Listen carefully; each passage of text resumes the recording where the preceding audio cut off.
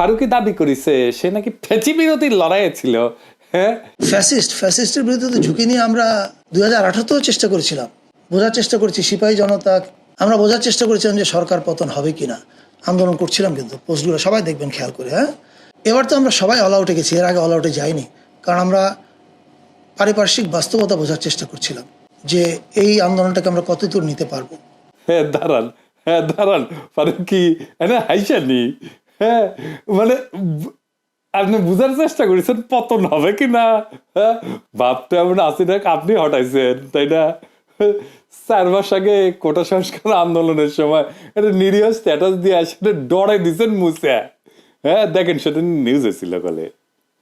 এই কলেজের জন্য ফেঁচি বিরোধী লড়াই করেছেন ফারুকি। হ্যাঁ, শিল্পীরা মাঠে নামিছিল বৃষ্টির ভিজা, আপনি ছিলেন না।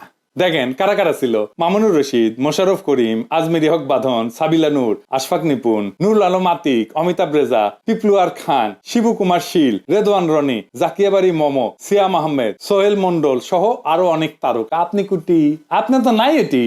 আপনি তো উঠে যাওয়ার সাহস করবে পারেননি। এখন কবেন জ্বর ছিল, অমুক ছিল, তমুক ছিল, শরীর খারাপ ছিল, ওই উঠে গেছিলাম, এই সমস্ত করবেন। যাই কন, বৃষ্টির ভিজে ভিজে আপনার কলিগরা এই কাজ করেছে, আপনি তো করেন নাই।